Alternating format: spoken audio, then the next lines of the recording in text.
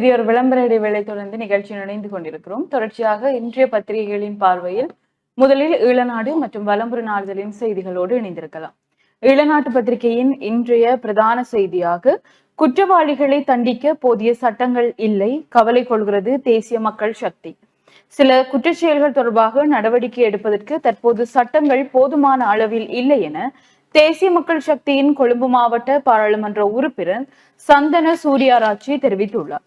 இதனாலேயே பாராளுமன்றத்தில் புதிய சட்டங்களை நிறைவேற்ற வேண்டிய சூழ்நிலை உருவாகியுள்ளதாகவும் அவர் கூறியுள்ளார் என்றவாறு ஈழநாட்டு பத்திரிகையின் பிரதான செய்தி காணப்படுகிறது. தொடர்ச்சியாக வலம்புரி நாளிதழின் பிரதான செய்தியோடு இணைந்திருக்கலாம். வலம்புரி நாளிதழுடைய பிரதான தலைப்பு செய்தியாக மக்கள் உரிமையை அனுர அரசு மீறியுள்ளது எதிர்க்கட்சி தலைவர் சஜித்.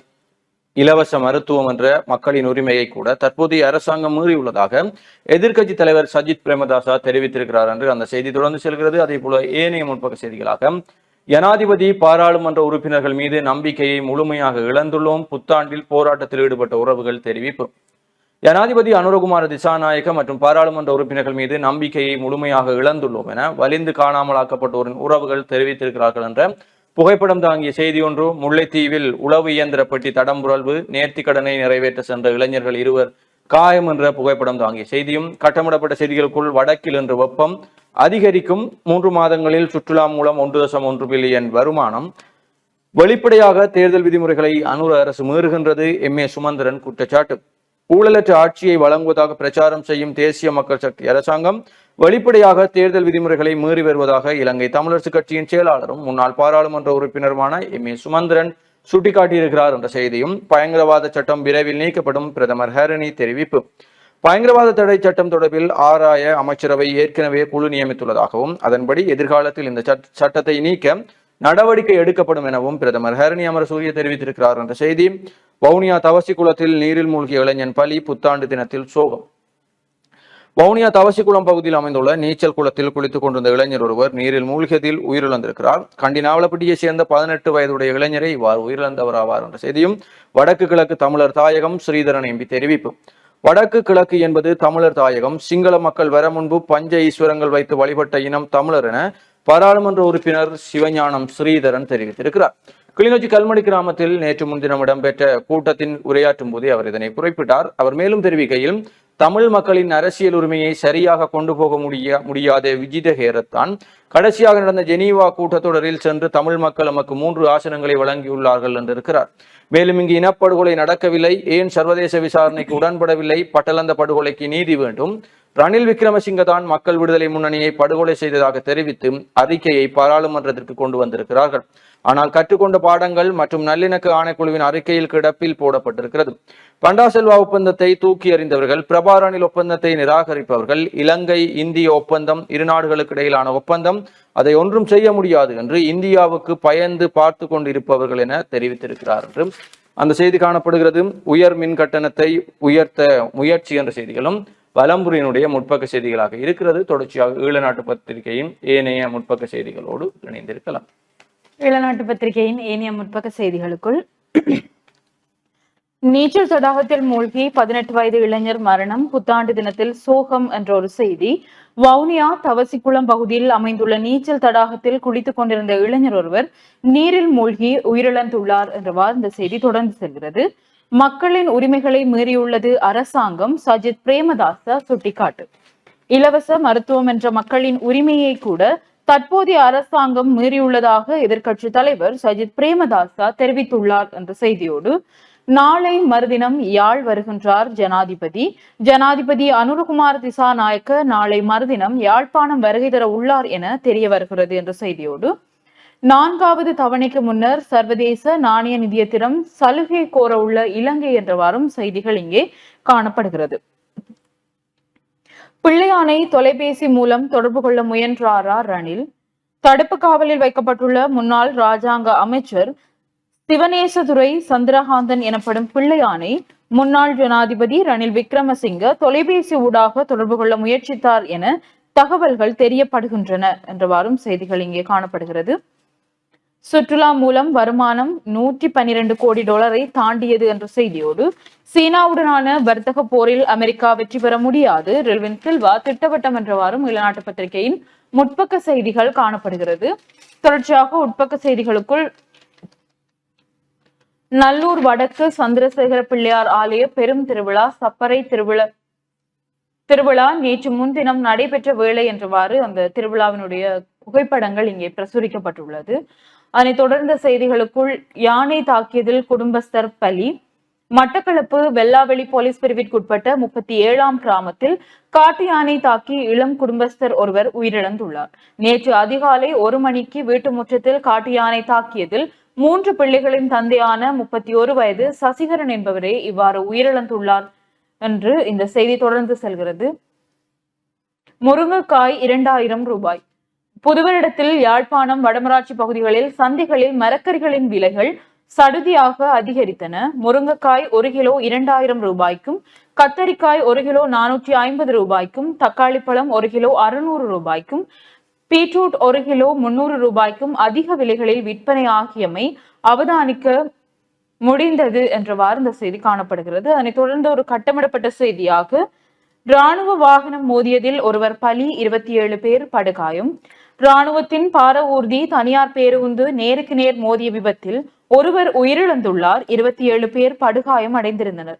திருகோணமலை கந்தளாய் பிரதேசத்தில் நேற்று இந்த விபத்து இடம்பெற்றதாக போலீசார் தெரிவித்தனர். கண்டியிலிருந்து சுற்றுலா வந்த தனியார் பேருந்தும் திருகோணமலையிலிருந்து தென்னிலங்கை நோக்கி சென்ற இராணுவத்தினரின் பார ஊர்தியுமே இவ்வாறு விபத்துக்குள்ளாகின என்ற ஒரு கட்டமிடப்பட்ட செய்தியும்.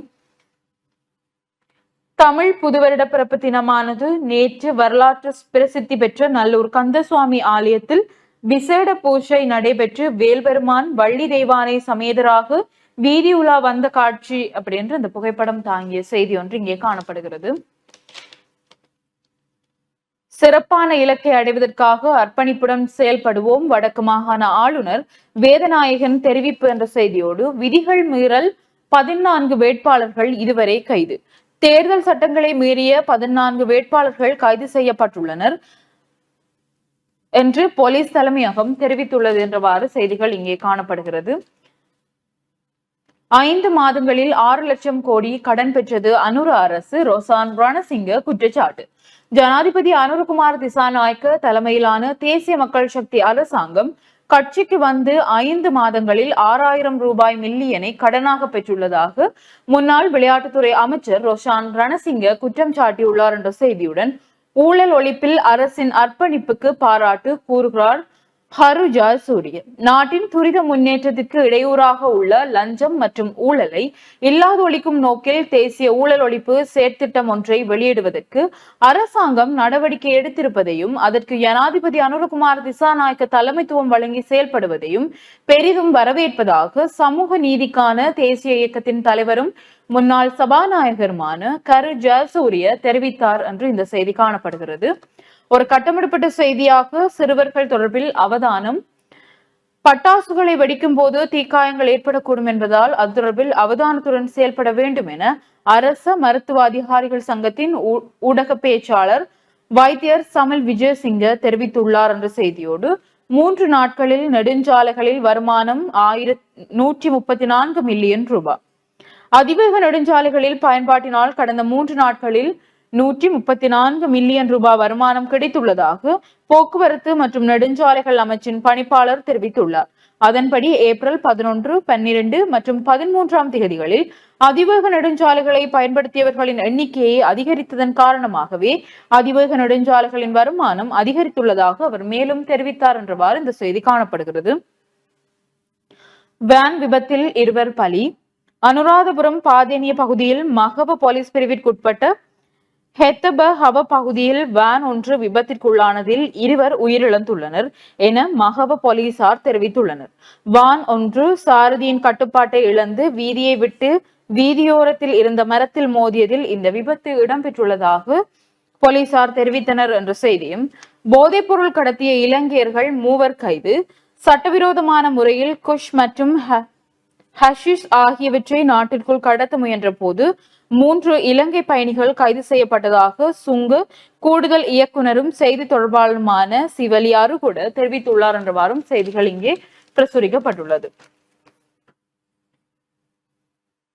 நுவரெலியா நோக்கி படையெடுக்கும் சுற்றுலாவிகள். தற்போது வசந்த காலம் ஆரம்பிக்கப்பட்டுள்ள நிலையில் நுவரெலியாவிற்கு அதிகளவான சுற்றுலா பயணிகள் வருகை தருவதாக தெரிவிக்கப்பட்டுள்ளது என்ற செய்தியும், சாரதிகள் அவதானம், பண்டிகை காலத்தில் வாகனங்களை செலுத்தும் போது அவதானமாக செயல்படுமாறு வாகன சாரதிகளுக்கு போலீசார் அறிவுறுத்தியுள்ளனர். இதன்படி போக்குவரத்து விதிகளுக்கு அமைய வாகனங்களை செலுத்துமாறு அருந்திவிட்டு வாகனம் செலுத்துவதை தவிர்க்குமாறும் அறிவுறுத்தப்பட்டுள்ளது என்ற செய்தியோடு, டீசல் மின் உற்பத்தி மாஃபியாவுக்குள் சிக்குண்டுள்ளது அனுர அரசாங்கம், சஜித் பிரேமதாச சுட்டிக்காட்டு. அரசாங்கம் டீசல் மின்சாரம் உற்பத்தி மாஃபியாவிற்குள் சிக்குண்டு புதுப்பிக்கத்தக்க எரிசக்தி உற்பத்திக்கு கட்டுப்பாடுகளை விதித்து வருவதாக எதிர்க்கட்சி தலைவர் சஜித் பிரேமதாசா தெரிவித்துள்ளார் என்ற செய்தியுடன், தந்தை செலுத்திய லோரியின் சக்கரத்தில் சிக்கி குழந்தை பலி. ரத்னபுரி பலாங்கொடை போலீஸ் பிரிவிற்குட்பட்ட பிரதேசத்தில் குழந்தை ஒன்று உயிரிழந்துள்ளதாக பலாங்கொடை போலீசார் தெரிவித்துள்ளனர். இந்த விபத்து நேற்று முன்தினம் இடம்பெற்றுள்ளது. உயிரிழந்த குழந்தையின் தந்தை வீட்டு முற்றத்தில் நிறுத்தி வைக்கப்பட்டிருந்த லோரி ஒன்றை இயக்க முயன்ற போது அது பின்னோக்கி பயணித்துள்ளது. இதன் போது அங்கிருந்த குழந்தை லோரியின் சக்கரத்தில் சிக்கி படுகாயமடைந்த நிலையில் பலாங்கொடை வைத்தியசாலையில் அனுமதிக்கப்பட்டதன் பின்னர் உயிரிழந்துள்ளதாக போலீசார் தெரிவித்தனர் என்றவாறு இந்த செய்தி காணப்படுகிறது. வளர்ப்பு நாய் அயல் வீட்டிற்குள் நுழைந்ததால் ஏற்பட்ட தகராறு, முதியவர் தாக்கப்பட்டு கொலை.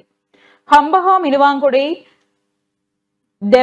தெவலபொல பிரதேசத்தில் கூறிய ஆயுதத்தால் தாக்கப்பட்டு முதியவர் ஒருவர் கொலை செய்யப்பட்டுள்ளதாக மினுவாங்கொடை போலீசார் தெரிவித்துள்ளனர். இந்த கொலை சம்பவம் நேற்று முன்தினம் ஞாயிற்றுக்கிழமை மாலை இடம்பெற்றுள்ளது. மினுவாங்கொடை டெவலப்பொல பிரதேசத்தைச் சேர்ந்த 73 வயதுடைய முதியவரே இவ்வாறு கொலை செய்யப்பட்டுள்ளார். சம்பவத்தன்று கொலை செய்யப்பட்டவரின் வளர்ப்பு நாய் அயல் வீட்டிற்குள் நுழைந்துள்ளது. அதனால் அயல் வீட்டில் வசிக்கும் நபருக்கும் முதியவருக்கும் இடையில் தகராறு ஏற்பட்டுள்ளது. தகராறின் போது அயல் வீட்டில் வசிக்கும் நபர் முதியவரை கூறிய ஆயுதத்தால் தாக்கி கொலை செய்துள்ளதாக போலீஸ் விசாரணை தெரிவித்துள்ளது. சம்பவத்தை அடுத்து சந்தேக நபர் பிரதேசத்தை விட்டு தப்பிச் சென்று தலைமறைவாக இருப்பதாக போலீசார் தெரிவித்தனர் என்றவாறு இந்த செய்தி காணப்படுகிறது. 23ஆம் திகதிக்கு பின்னர் ரணிலை விசாரணைக்கு அழைக்க முடிவு என்ற ஒரு கட்டமிடப்பட்ட செய்தியும், பெண்ணொருவர் கைது, மட்டக்குழி ஹதிரானவத்தை பகுதியில் ஐஸ் போதைப் பொருட்களுடன் பெண்ணொருவர் கைது செய்யப்பட்டுள்ளார் என்ற செய்திகள் இங்கே பிரசுரிக்கப்பட்டுள்ளது. இவைதான் பொதுவில் இளநாட்டு பத்திரிகையின் உள்நாட்டு செய்திகளாக இருக்கின்றது. தொடர்ச்சியாக வலம்புரி நாளிதழின் உள்நாட்டு செய்திகளோடு இணைந்திருக்கலாம். வலம்புரி நாளிதழின் ஏனைய உட்பக்க செய்திகளுக்குள், தெற்கு அதிவேக நெடுஞ்சாலையில் விபத்து, 4 காயம். தெற்கு அதிவேக நெடுஞ்சாலையில் 31வது கிலோமீட்டர் மைக்கேல் அருகில் இடம்பெற்ற விபத்தில் 4 பேர் காயமடைந்துள்ளதாக போலீசார் தெரிவித்திருக்கிறார்கள் என்ற ஒரு செய்தி. நுவரெலியாவை நோக்கி படையெடுக்கும் பயணிகள். தற்போது வசந்த காலம் ஆரம்பிக்கப்பட்டுள்ள நிலையில் நுவரெலியாவிற்கு அதிகளவான சுற்றுலா பயணிகள் வருகை தருவதாக தெரிவிக்கப்பட்டுள்ளது என்ற செய்திகள் காணப்படுகிறது. புத்தாண்டை முன்னிட்டு ஆலயங்களில் விசேட வழிபாடுகள் என்று நல்லூர் முருகன் ஆலயம், நைனை நாகபூசணி, இணுவில் பரராஜசேகர பிள்ளையார், வல்லிபுர ஆழ்வார், நல்லூர் வடக்கு சந்திரசேகர பிள்ளையார் போன்ற ஆலயங்களில் இடம்பெறக்கூடிய புத்தாண்டு வழிபாடுகள் தொடர்பான புகைப்படங்களும் இங்கே பிரசுரிக்கப்பட்டிருக்கிறது. வறட்சியான காலநிலை, வெள்ளரிப்பழ விற்பனை அமோகம்.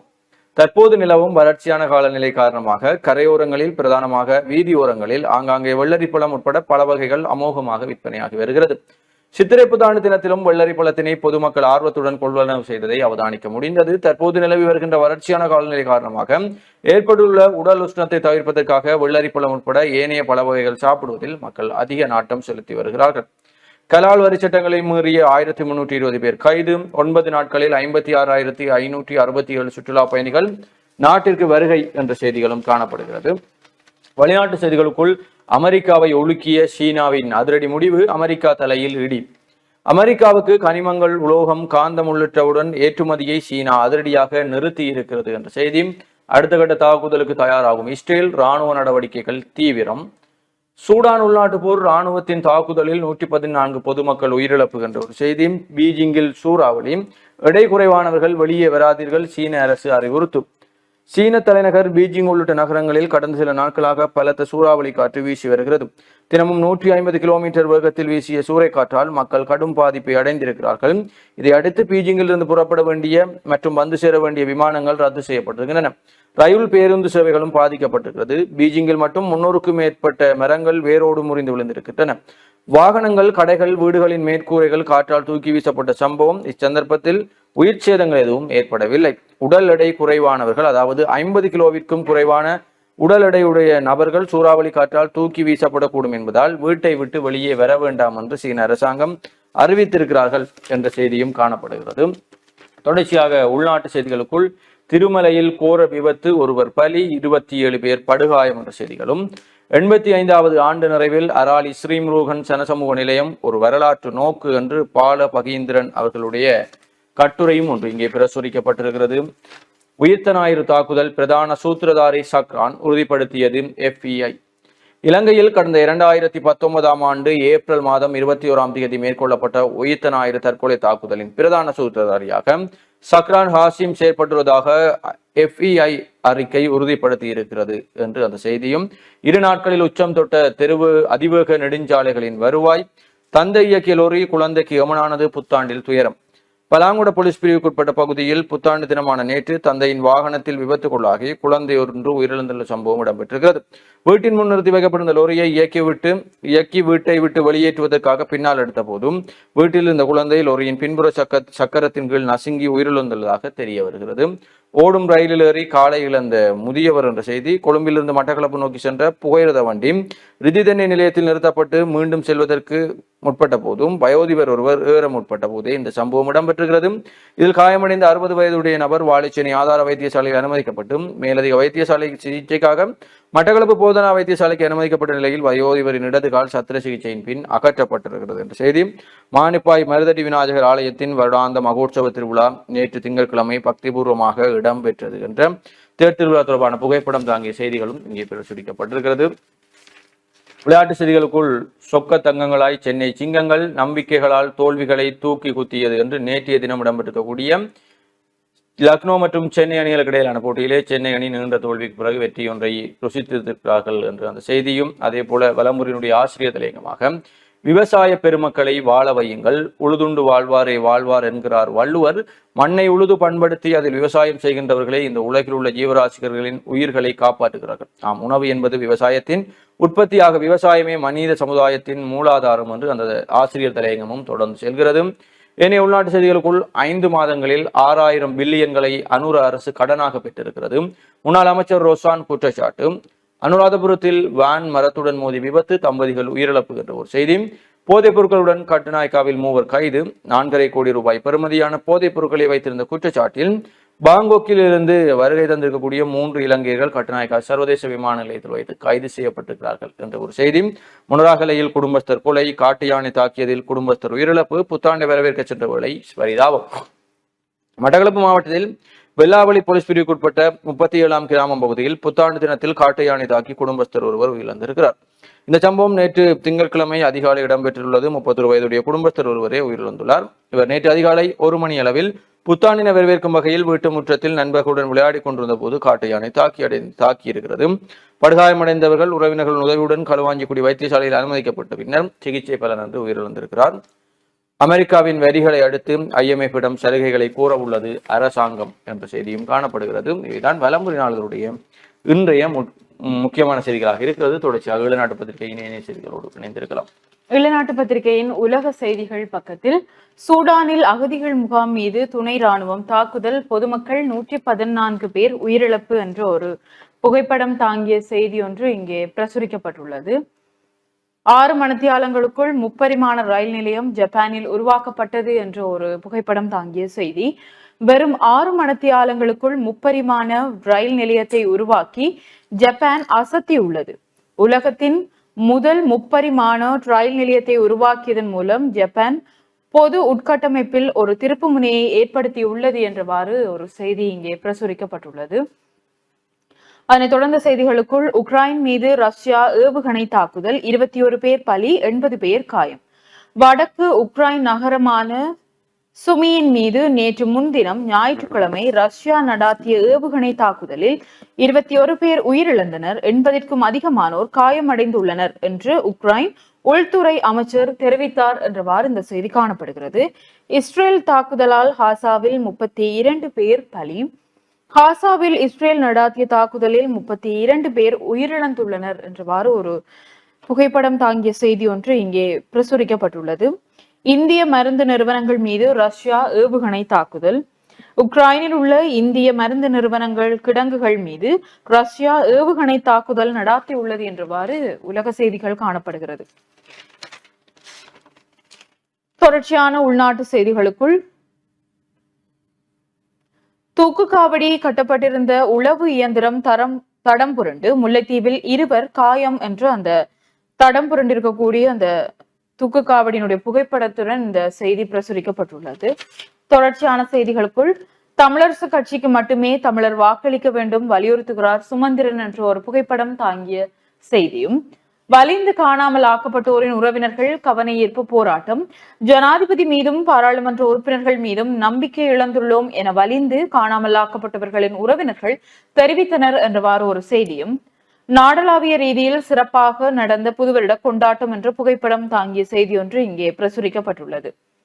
நாடளாவிய ரீதியில் சித்திரை புத்தாண்டு கொண்டாட்டங்கள் சிறப்பாக இடம்பெற்றன. விஸ்வாவசு வருட சித்திரை முதல் நாள் நேற்று திங்கட்கிழமை அதிகாலையில் சூரியன் மேசராசியில் 3:21 மணியளவில் பிறந்தது என்றவாறு இந்த அது தொடர்பான தகவல்கள் தொடர்ந்து செல்கிறது.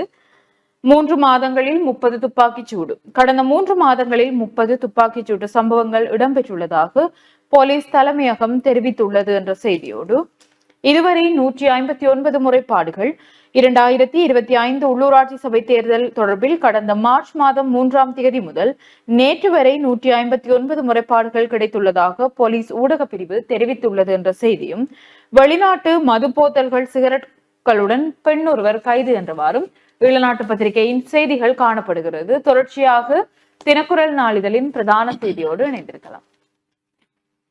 தினக்குரல் நாளிதழுடைய பிரதான தலைப்பு செய்தியாக, உலக விசாரணை மூலம் நீதியா? பிரதமரின் பேச்சில் நம்பிக்கை இல்லை. இராணுவத்தை பாதுகாக்கும் அரசு எமக்கு நீதியை எப்படி வழங்கும்? காணாமல் போன ஜேவிபி உறுப்பினர்களை அரசு கண்டுபிடித்து விட்டதா? சர்வதேச விசாரணை ஒன்றின் ஊடாக மட்டுமே எமக்கான நீதி கிடைக்கும். எமக்கு பதிலளிக்க வேண்டிய இராணுவத்தை அனூர் அரசாங்கம் பாதுகாக்க நினைக்கும் நிலையில் இராணுவத்திடம் ஒப்படைத்த எங்கள் உறவுகள் தொடர்பான உண்மையை எப்படி கண்டுபிடிக்க முடியும் என கேள்வி எழுப்பியுள்ள வடக்கு கிழக்கு வலிந்து காணாமலாக்கப்பட்டோரின் உறவுகள் என்ற செய்தி தினக்குரலுடைய பிரதான தலைப்பு செய்தியாக இருக்கிறது. தொடர்ச்சியாக உதய நாளிதழின் தலைப்பு செய்தியோடு இணைந்திருக்கலாம். உதயன் பத்திரிகையின் இன்றைய பிரதான செய்தியாக, இலங்கையில் மீண்டும் மருத்துவ நெருக்கடி, எதிர்க்கட்சி தலைவர் சஜித் எச்சரிக்கை. இலங்கையில் மீண்டும் மருத்துவர்களுக்கு தட்டுப்பாடு நிலவுகின்றது. சுகாதார நெருக்கடியை எதிர்கொள்ளக்கூடிய நிலைக்கு நாடு தள்ளப்பட்டுள்ளது. இந்த நெருக்கடிகளை சீர் செய்வதற்கு அரசாங்கத்திடம் எந்த திட்டங்களும் இல்லை, இவ்வாறு எதிர்க்கட்சி தலைவர் சஜித் தெரிவித்துள்ளார் என்றவாறு உதயன் பத்திரிகையின் பிரதான செய்தி காணப்படுகிறது. ஏனைய முற்பக்க செய்திகளாக, ஏப்ரல் இறுதி வாரத்தில் பரப்புரை உச்சமாகும், மே தினத்தில் பல பரீட்சை என்றவாறு ஒரு செய்தி இங்கே காணப்படுகிறது. ஏப்ரல் மாதத்தின் இறுதி வாரத்தில் பிரதான கட்சிகளின் தேர்தல் பரப்புரைகள் உச்சம் பெறும் என்று பேரணிகளையும் பரப்புரை கூட்டங்களையும் தொடர்ச்சியாக நடத்த ஏற்பாடுகள் இடம்பெற்று வருகின்றன என்றும் தெரிய வருகிறது என்று இந்த செய்தி தொடர்ந்து செல்கிறது. தென்னையால் வீழ்ந்து ஒருவர் உயிரிழப்பு. கல் இறக்குவதற்காக தென்னை மரத்தின் மீது ஏறியவர் தவறி விழுந்து பரிதாபகரமாக உயிரிழந்துள்ளார். நேற்று காலை இந்த துயர சம்பவம் இடம்பெற்றுள்ளது. கல்வியம்காட்டைச் சேர்ந்த சின்னத்துறை ரவி என்பவரே இவ்வாறு உயிரிழந்துள்ளார் என்ற செய்தியும், நீச்சல் குளத்தில் மூழ்கி இளைஞன் உயிரிழப்பு, புத்தாண்டு தினத்தில் சோகம் என்று நாங்கள் ஏலவே விரிவாக பார்த்த ஒரு செய்தி. வீதியோரமாக நின்றவரை பலியெடுத்த மோட்டார் சைக்கிள். வீதியோரமாக நின்று கதைத்துக் கொண்டிருந்தவர்கள் மீது அதிவேகமாக வந்த மோட்டார் சைக்கிள் மோதியதில் அவர் பரிதாபமாக உயிரிழந்துள்ளார். வல்வெட்டித்துறை ஆதிகோவிலடி பகுதியைச் சேர்ந்த ரத்னவடிவேல் ரவீந்திரன் என்பவரே இவ்வாறு உயிரிழந்துள்ளார் என்று இந்த செய்தி காணப்படுகிறது. தற்போதைய அரசிலும் நம்பிக்கை இழந்தோம், காணாமல் ஆக்கப்பட்டவர்களின் உறவுகள் நேற்று போர் என்ற ஒரு புகைப்படம் தாங்கிய செய்தியும், போதைப்பொருள் கடத்தலை முறியடிப்பதற்கு நடவடிக்கை. போதைப்பொருள் கடத்தல்காரர்களை கைது செய்வதற்கான நடவடிக்கைகளை போலீசார் ஆரம்பித்துள்ளனர் என்றவாறு இந்த செய்தி காணப்படுகிறது. கட்டமிடப்பட்ட செய்திகளாக, ஈஸ்டர் தாக்குதலின் சூத்திரதாரி சக்ரான், FBI அறிக்கை என்ற ஒரு செய்தியும், இந்த வருடம் மட்டும் 7,78,843 சுற்றுலாவிகள். விபத்துகளால் 3 மாதங்களில் 562 பேர் பலி என்ற ஒரு செய்தி இங்கே பிரசுரிக்கப்பட்டுள்ளது. இது குறிப்பாக எங்களுடைய நாட்டில் விபத்துகளால் மாத்திரமே இந்த குறிப்பிட்ட 3 மாதங்களில் 562 பேரை நாங்கள் இழந்திருக்கிறோம் என்ற ஒரு செய்தி இங்கே காணப்படுகிறது. மண் கடத்தலில் ஈடுபட்ட முன்னாள் எம்பி ஒருவர் விரைவில் கைதாகலாம், சுமந்திரன் தெரிவிப்பு என்ற செய்திகளும் இங்கே உதயன் பத்திரிகையின் முன்பக்கத்தில் பிரசுரிக்கப்பட்டுள்ளது. முச்சந்தி முரளி அவர்களுடைய கருத்தாக, மண்ணாசை கடைசியில் கம்பி எண்ண வச்சிடும் என்று அந்த முன்னாள் எம்பிக்கும் விளங்காமல் போட்டதே என்றவாறு உதயன் பத்திரிகையின் முற்பக்க செய்திகள் காணப்படுகிறது. தொடர்ச்சியாக தினக்குரல் நாளிதழின் முற்பக்க செய்திகளோடு இணைந்திருக்கலாம். தினக்குரல் நாளிதழுடைய ஏனைய முற்பக்க செய்திகளுக்குள், மனித புதைகுழி விவகாரங்களை மூடி மறைக்கவே அனுர அரசு முயற்சிக்கின்றது.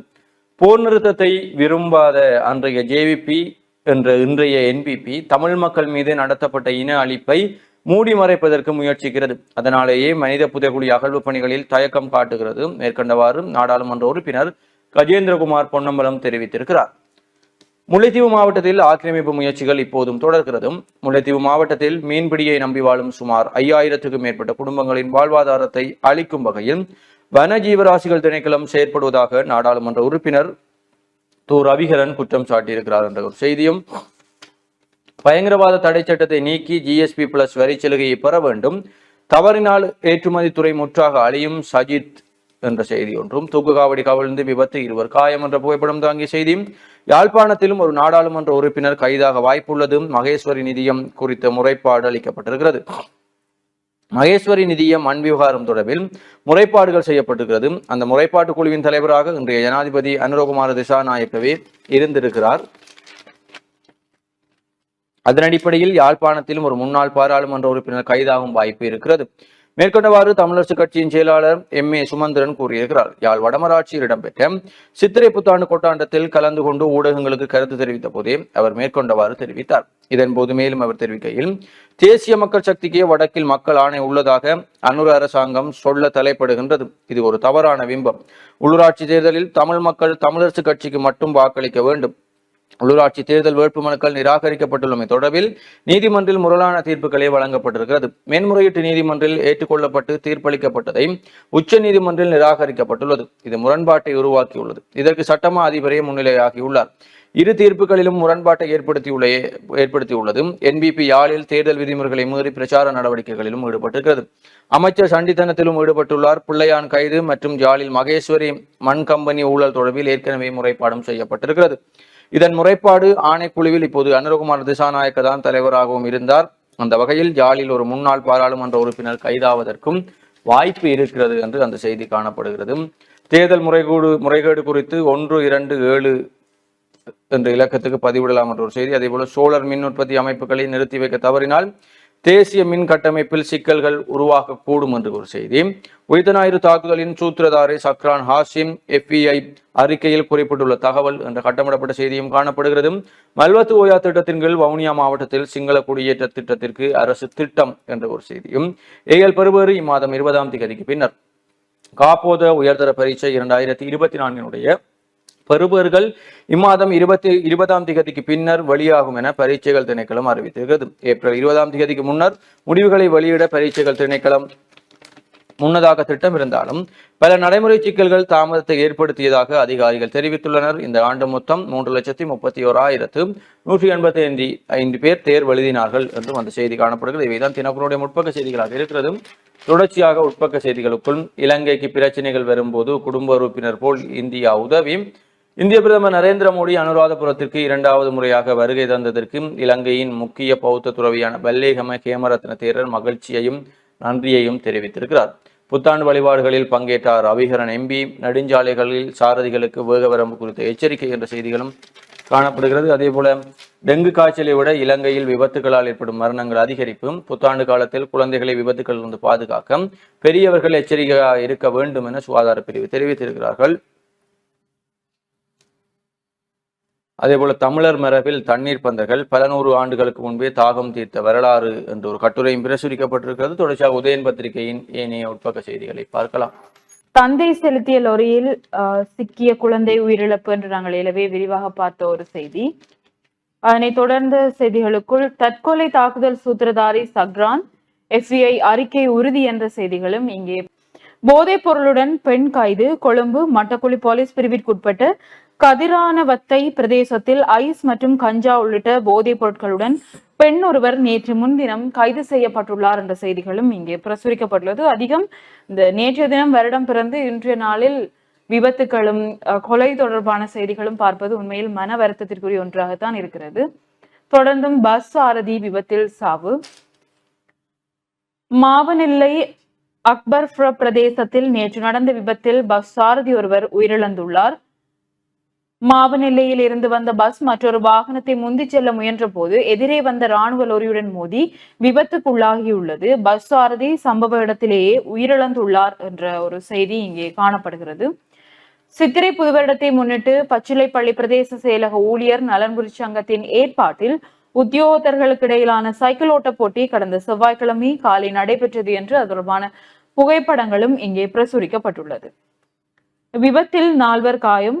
தெற்கு அதிவேக நெடுஞ்சாலையில் 2 வாகனங்கள் விபத்துக்குள்ளானதில் 2 சிறுமிகள் உட்பட 4 பெண்கள் காயமடைந்துள்ளனர் என்றவாறு ஒரு செய்தி இங்கே காணப்படுகிறது.